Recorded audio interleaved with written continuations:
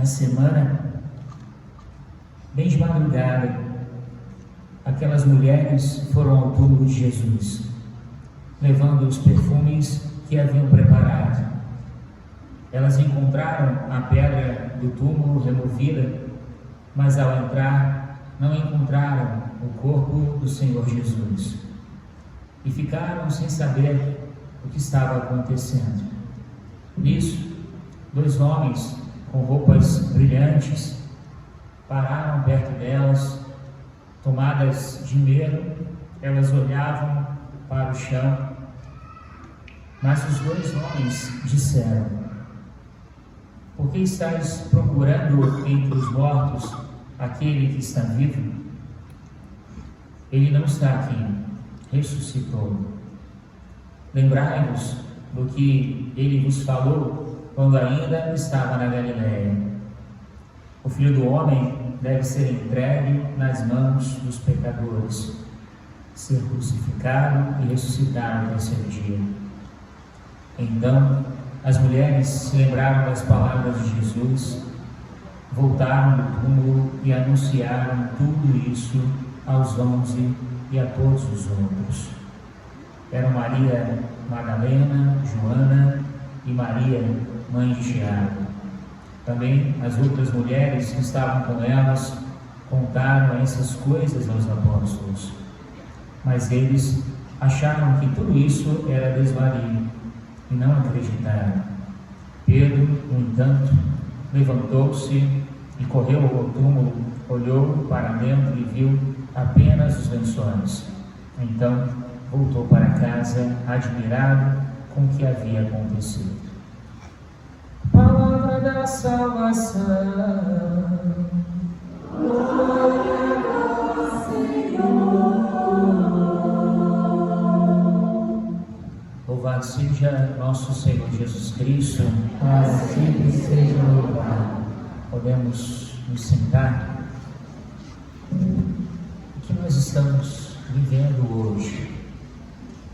Passamos esses 40 dias de penitência na Quaresma, vivemos as celebrações, sobretudo para que chegássemos nesse dia e vivêssemos essa vigília pascal, a missa das missas, o ápice do ano litúrgico. Estamos diante do Círio Pascal, que na sua luz quer iluminar as nossas trevas. O Círio que representa o próprio Jesus. Estávamos com o altar desnudado, sem flores, e a liturgia de hoje rompe esse silêncio de glorificarmos a Deus com o nosso hino de louvor. Talvez como nós nos sentimos em penitência. Hoje entoamos esse brado de aleluia para reconhecer a luz de Deus que entra nas nossas trevas, mas não só isso. Somos chamados também a ser essas centelhas de luz, por isso acendemos as nossas velas no Círio Pascal, para que nós possamos reconhecer a nossa missão no mundo. Tem um documento no início da igreja chamado a Carta a Dioguneto. Ali se fala dos cristãos que fazem coisas normais do dia a dia, mas ao mesmo tempo anunciam e testemunham Jesus. Essa carta diz que os cristãos são para o mundo como o Espírito é para a alma. A ânima, ou seja, o ânimo do mundo, a aquilo que anima o mundo. Nós somos chamados a ser sal da terra e luz do mundo. E, por providência de Deus, hoje nós temos um batizado. Eu diria para vocês são privilegiados, porque não existe ocasião melhor de celebrar o batismo do que na vigília pascal. Infelizmente, não conseguimos com todos.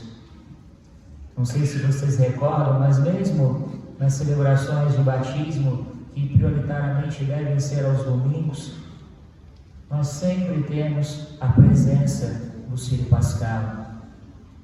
Porque o batismo é esse sinal de que nós morremos para o pecado e somos chamados a anunciar Jesus. Hoje, nessa noite, o Senhor convida a proclamar, como nosso fundador gosta muito de dizer, Cristo vive, Cristo impera, sobretudo nas nossas vidas. Quem já foi a uma pregação do Moisés, do Paulo Salazar, de Fortaleza, ou mesmo ouviu pelas redes sociais o nosso fundador, escuta ele dizendo: Cristo ressuscitou, e todos repetem: sim, verdadeiramente ressuscitou. Eu queria fazer esse exercício. Vocês topam? Mas lembrando, Cristo ressuscitou, vocês dizem: sim, verdadeiramente ressuscitou. Aleluia. Esse foi a sua mensagem. Cristo ressuscitou. Aleluia.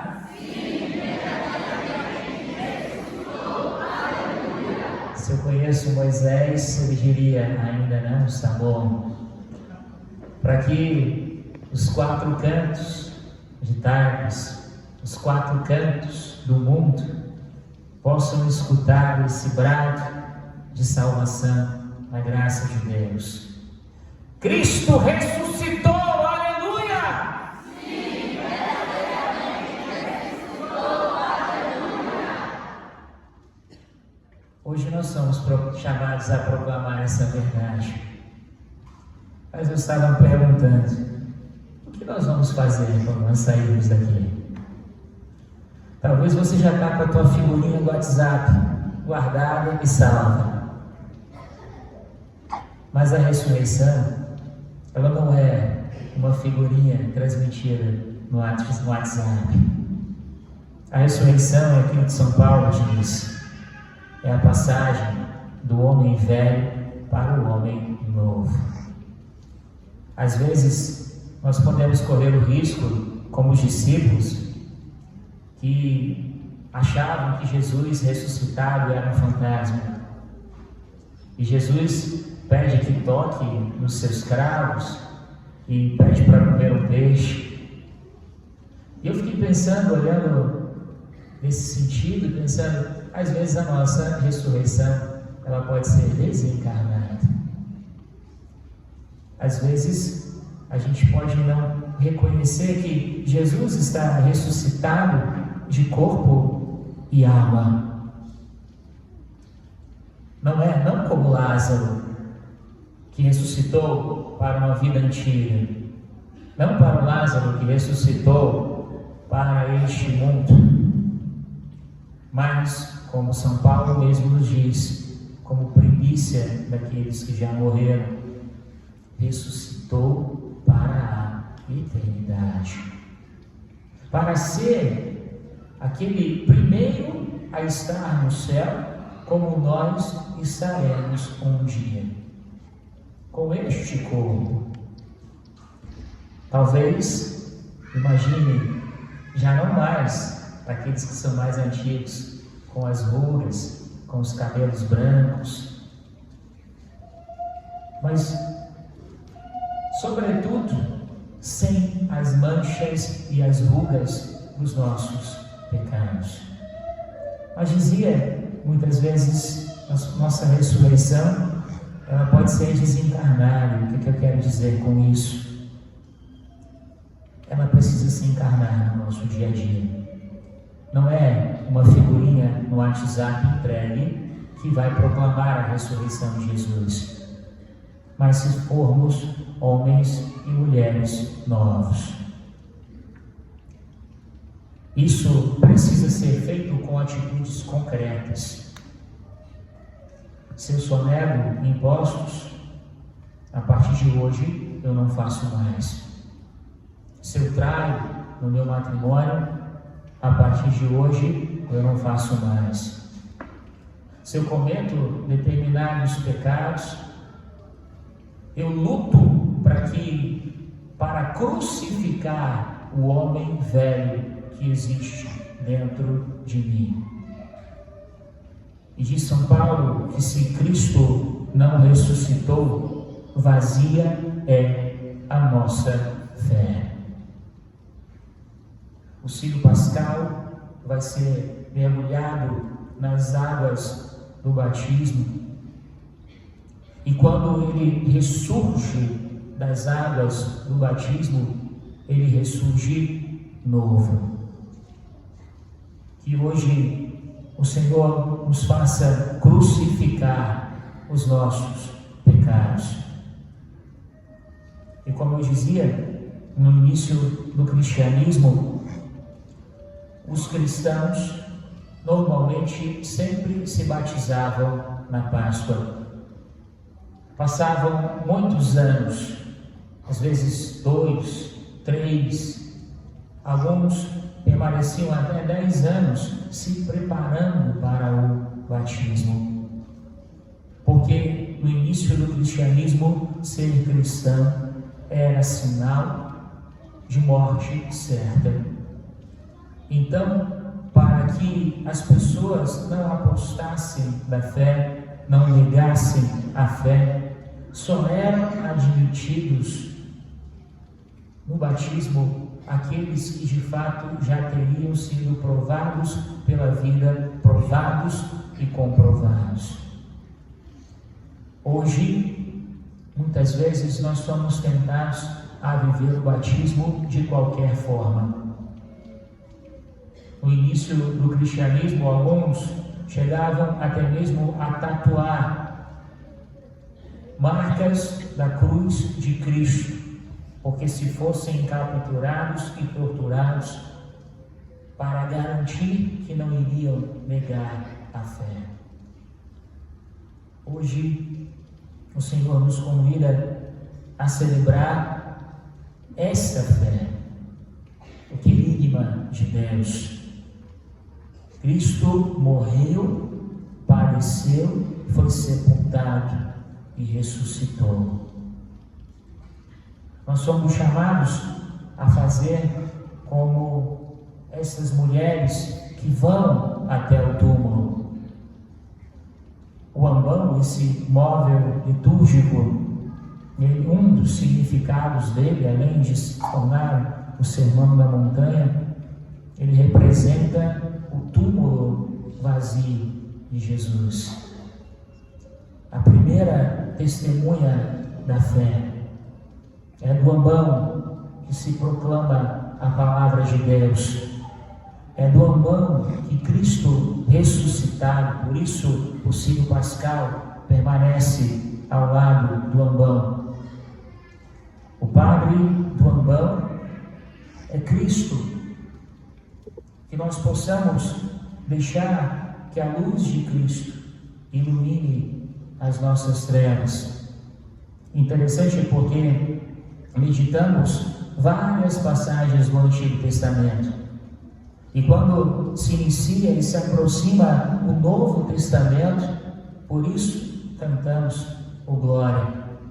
Cantamos o Glória porque Jesus ressuscitado, o Verbo encarnado na sua palavra está em nosso meio.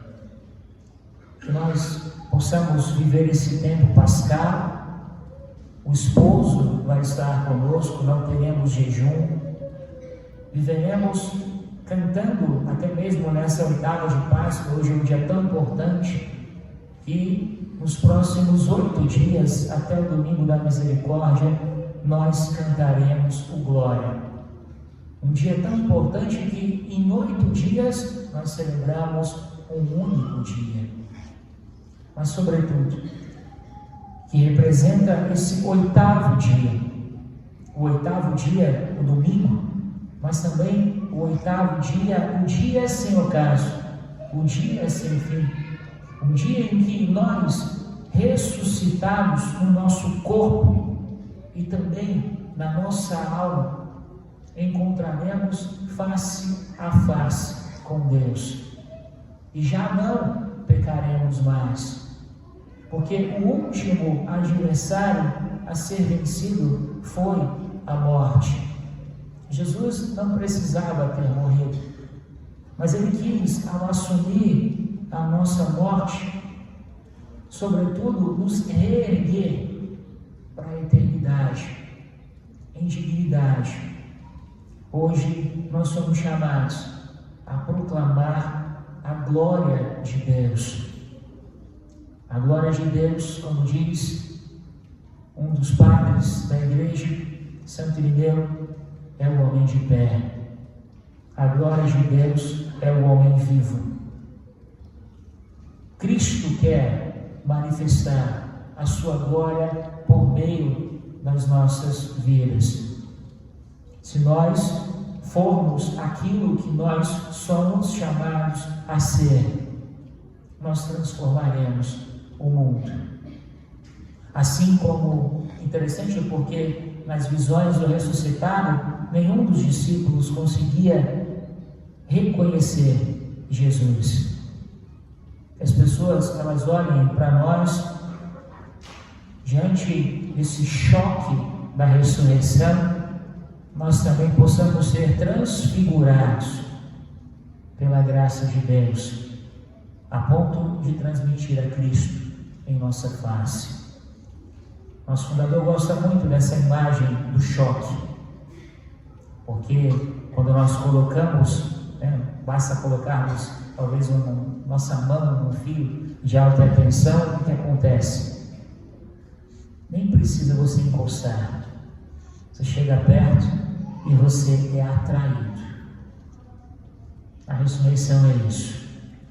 Uma força de atração que nos transforma. Louvado seja nosso Senhor Jesus Cristo.